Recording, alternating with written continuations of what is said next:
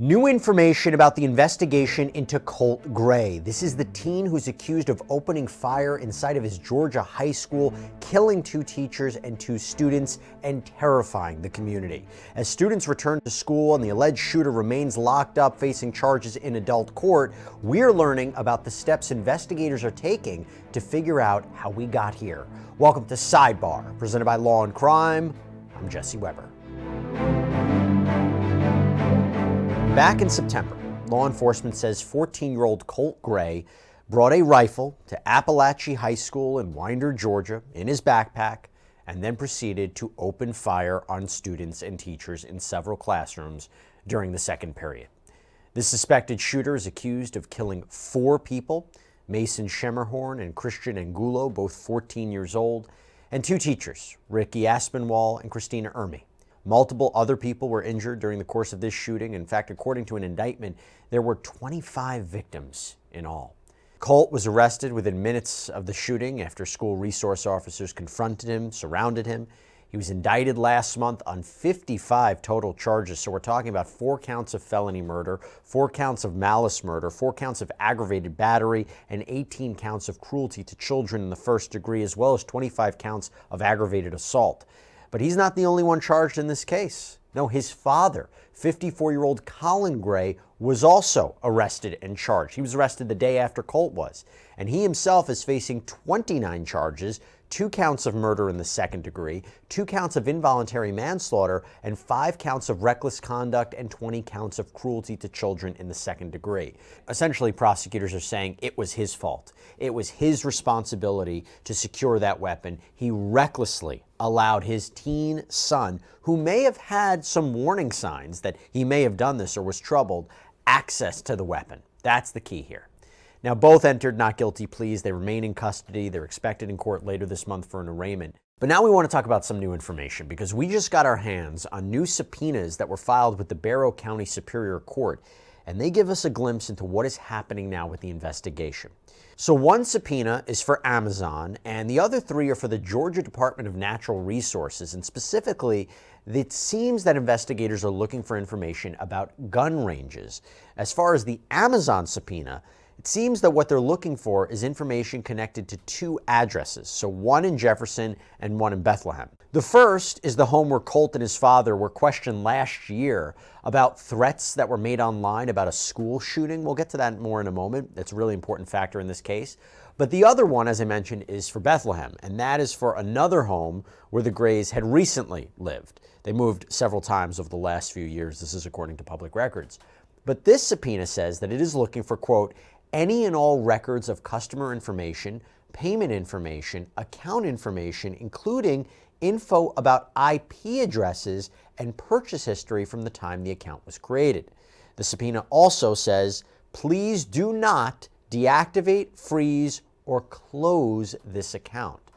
And that purchase history seems like it could maybe help show that Colt was preparing for this shooting well in advance, that this was, again, premeditated, planned in advance.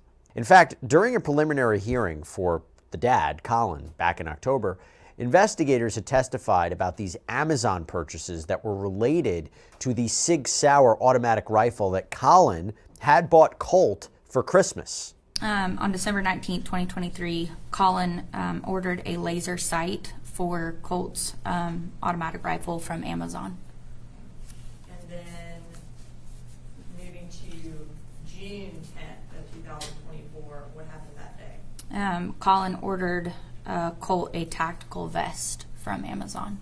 Okay. And are you familiar with the kind of plan that Colt had written out about the school shooting? I am. Was his plan to wear that vest? Yes, we do know from detailed notebooks that he had written in about his plan for the shooting that he had intended on wearing that vest. Moving to August 11th of 2024, what happened that day? On August 11th, 2024, Colt texted Colin, his father, to stop by Academy Sports, an outdoor store, and to pick him up 150 rounds of 5.56 or .223 ammunition. And is that the type of ammunition that is used in that Sig Sauer rifle that he had purchased? It is. And then August 15th of 2024. What happened that day?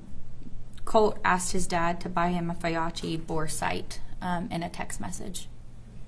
I'm sorry, I didn't quite hear that. A Apalachee bore sight to go on the firearm. Colt asked his dad to buy that for him in a text message. Hey, by the way, we've been trying to cover all of the new developments in this shooting story, and I got to call out our incredible partner and sponsor, Morgan & Morgan, because it's with their support that we can keep on doing this. And Morgan & Morgan is America's largest injury law firm. So if you're injured, this may be the firm you want in your corner. And I'm not just talking about the fact that they have a dedicated team for their clients of 1,000 attorneys plus support staff. I'm not just talking about the fact that they have an incredible track record, like recent verdicts of $12 million in Florida and $26 million in Philadelphia, which, by the way, were higher than the highest insurance offers in these cases. But the whole process from beginning to end can be done right from your smartphone, and there's no upfront fee. They only get paid if you get paid. So if you're injured, you can easily start a claim at forthepeople.com/LC Sidebar. Now let's talk about the other 3 subpoenas. So they went to the Georgia Department of Natural Resources, and they were in reference to shooting ranges that they run. This is spread out across all of North Georgia. And by the way, anybody with a hunting or fishing license, they would have access to wildlife management areas and their ranges.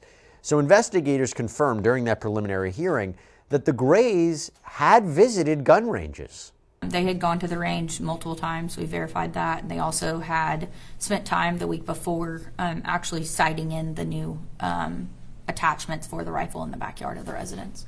And I would imagine that would go to, listen, you brought your son to these gun ranges. You know he's going to these gun ranges. You know what he's capable of. And on top of other warning signs or red flags, that's a problem.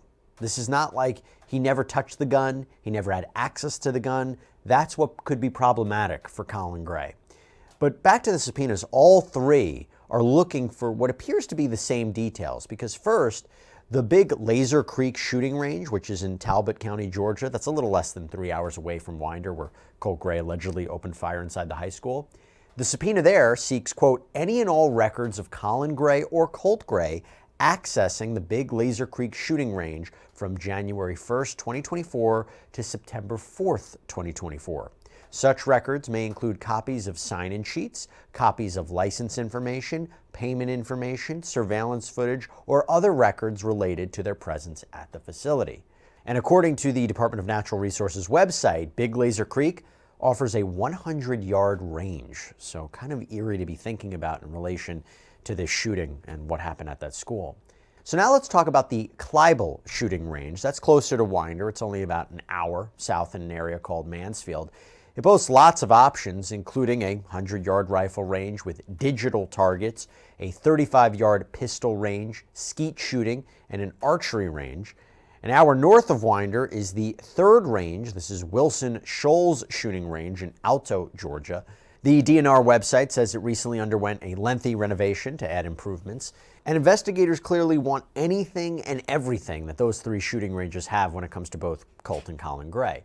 Now, back to what I mentioned before. So last year, the FBI had actually gotten a tip that someone was posting photos of guns on the video game streaming site Discord and saying that they were ready to shoot up a school. In fact, the FBI's Atlanta field office notified Jackson County, the local law enforcement, where then 13-year-old Colt was living with Colin, to find out what was going on. So investigators go to this house in May of 2023. They speak with both Colin and Colt, who both assured the officers that things were just fine and that Colt didn't know who had posted that on Discord. Take a look. Let me ask you this: Do you have weapons in the house? I do. Are they accessible to him? They are. I mean, there's nothing loaded, but they are down. We do a lot of shooting. We do a lot of deer hunting. He shot his first deer this year. Yeah. Okay. You know, so like I'm pretty much in shock, to be honest with you. Well, I'm a little pissed off, to be even really honest with you, if that is what was said. And here's the thing, because of inconsistencies and the age of this tip, the officers decided that they would just take Colt at his word, and they closed the investigation. And to be clear about something, going back to the actual shooting, there is not a clear-cut motive for why he allegedly did that. This exact motive for this shooting has never been revealed.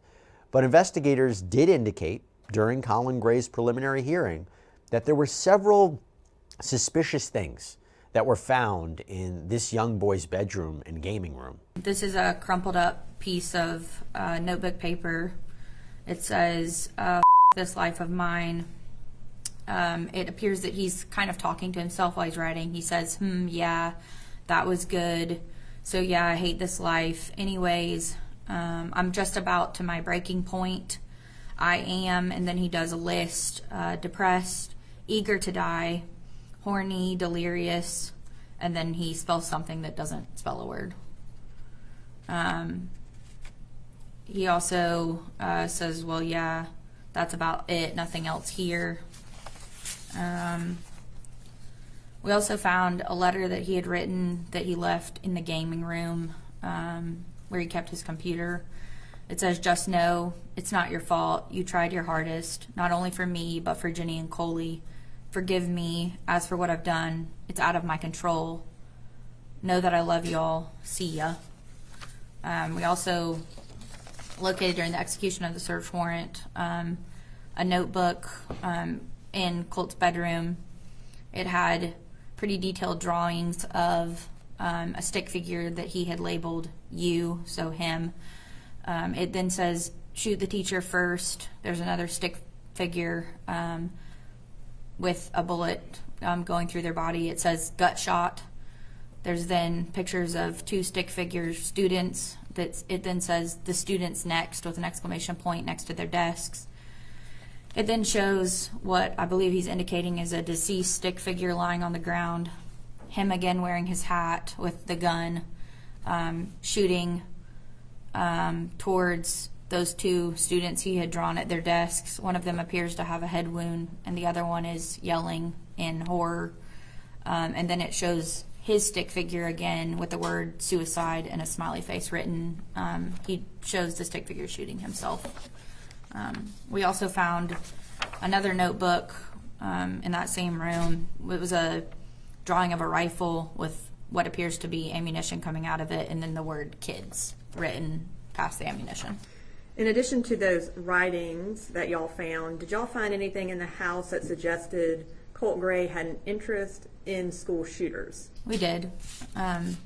In that same gaming room, we found GBI, when they executed the warrant, located what would be described as a shrine of sorts. There were multiple clippings from newspapers, pictures that have been printed off the internet of other shooters that have been involved in similar incidences.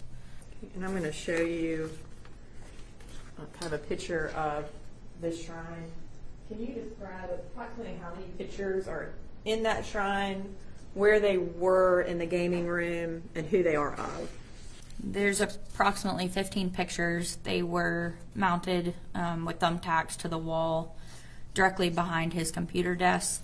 The pictures show newspaper article clippings labeled with the toll of students that had died during the Parkland shooting, articles from Los Angeles Times and the New York Times showing the firearms that were located during that shooting incident, as well as students mourning the loss of their friends.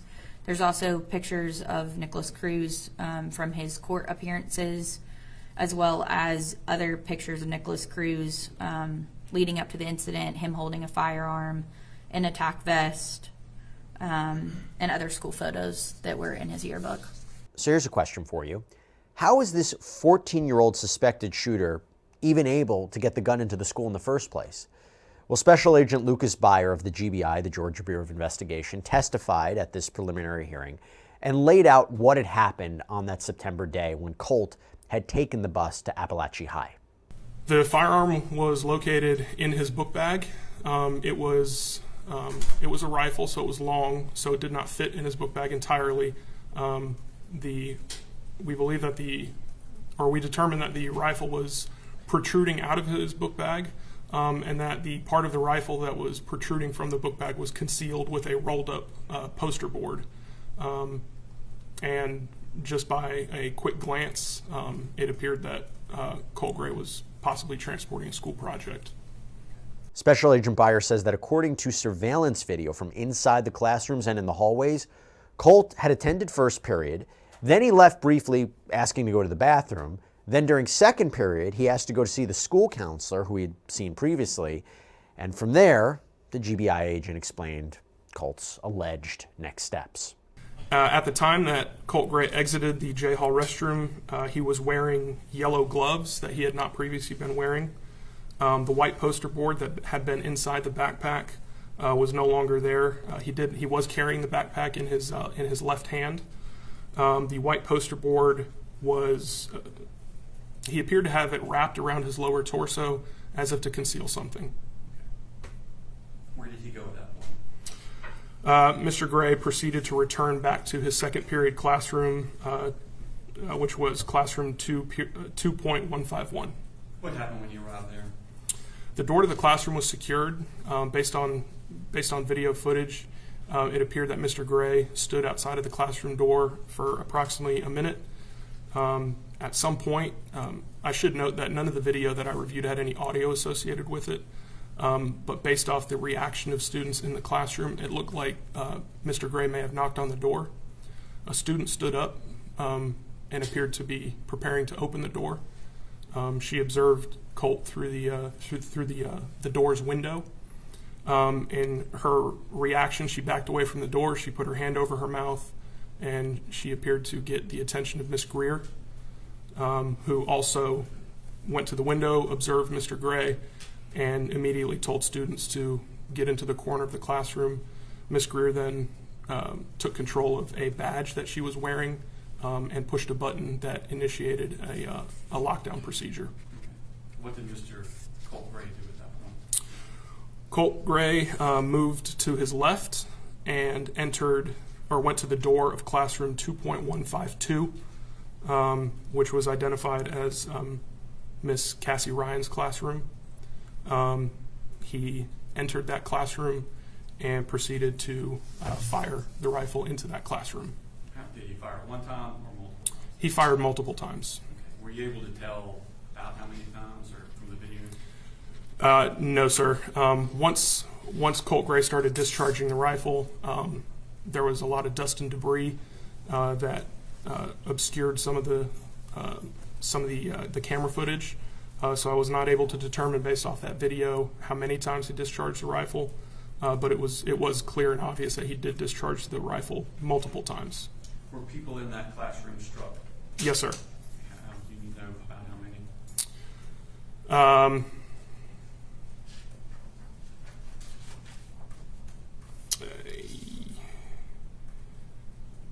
believe it was 6 or 7 individuals were injured in that classroom. And was anyone killed in that classroom? Yes, sir. Student Christian Angulo was killed in that classroom. At approximately 10:22 a.m. And 29 seconds, the video depicted Colt shouldering the rifle, aiming it, and discharging several rounds. And those rounds impacted teacher Christina Ermy. Was she struck? Yes, sir, she was. And did she die from her injuries? Yes, sir, she did. He observed Coach Aspinwall and Coach Phoenix, and video depicted him discharging multiple rounds towards the coaches. Were they struck? Yes, sir, they were both struck. And did Coach Aspinwall, was he killed by his injuries? Yes, sir, he was. And was Coach Phoenix killed? Coach Phoenix was not killed. He was severely wounded. What happened with Colt at that point? Colt continued traveling down. He turned his attention back down J Hall. Video footage appeared to show him searching for more targets or trying to access other classrooms. He didn't pull on any door handles. I believe he was just looking for open classroom doors. Once he reached the end of J Hall, he stopped and turned around, and it was that point that another student exited the restrooms. Who was that student? That was student Mason Schermerhorn. Colt Gray was positioned behind Mason at a distance. Mason did not see Colt initially, and the video footage depicted Colt again shouldering the rifle, aiming, and discharging multiple rounds at Mason Schermerhorn. Okay. What did Colt do at that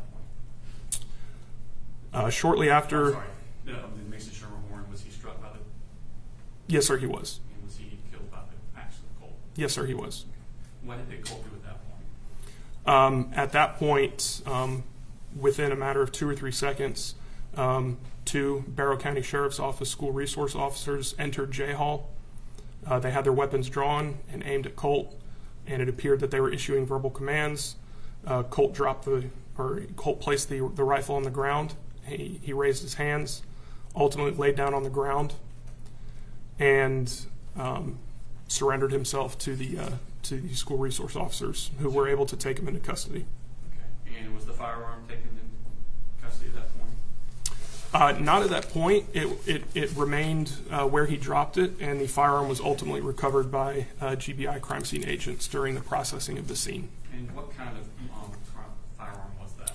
It was a black in color Sig Sauer Sig M400 rifle.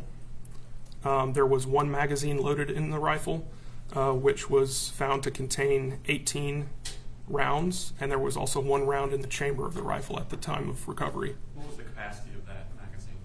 The capacity of that particular magazine was 60 rounds. Okay. Were there other magazines found in Colt Gray's possession? Yes, sir. There were an additional 3 magazines located in his possession, one of which was a 30-round capacity magazine, and there were additional 60-round capacity magazines in his possession. It's just horrifying. It's just horrible. There's really no other way to explain it, talking about these school shootings. And when you think about it, going back now, away from the suspected shooter, away from the defendants, going back to the 4 people who were killed in this tragedy, separate funeral services were held in September for all of them. So mourners at 14-year-old Mason Schemmerhorn's service wore red, his favorite color. Both his parents spoke during the service, with his father reading a letter that he'd written to his son. And in it, he apologized for not being there to protect him. On the same day that Mason Schemmerhorn was laid to rest, teacher Christina Ermy was memorialized too. She had immigrated to the United States more than 20 years ago from Romania. Her friends and family said it was her dream to be a teacher, and since she didn't have any kids of her own, her students were like her children. She'd even brought treats to the classroom that day to celebrate her recent birthday with the students. This was, again, all before she was killed. The other teacher killed in the rampage, Richard Aspinwall, was remembered during a private funeral as well as a public celebration of life. This math teacher and football coach was married with 2 young daughters. And 14-year-old Christian Angulo was the last victim to be buried. A bilingual funeral mass was held for him. His parents had immigrated from Mexico, and a large part of the Hispanic community came to pay their respects to him. His mom previously said in an interview that he had hugged both her and his father tightly the night before the shooting, and she wants to hold on to that memory. Now, as these cases move closer toward a trial, we do have one more update for you that we want to talk about, and that is that the judge originally assigned to this case has recused himself. And it's not because of a issue or conflict of interest in any way, no, but it's because Judge Curry Mingledorf II cited his upcoming retirement as his reason for wanting off the case, saying he wanted to be a smooth transition. So it's better for someone else to step in now than try to get caught up later on. And that person, or at least for now, the case has been reassigned to Judge Sarah Griffey. We will, of course, keep you updated on any developments in this case. That's all we have for you right now here on Sidebar, everybody. Thank you so much for joining us. And as always, please subscribe on Apple Podcasts, Spotify, YouTube, wherever you get your podcasts. I'm Jesse Weber. I'll speak to you next time.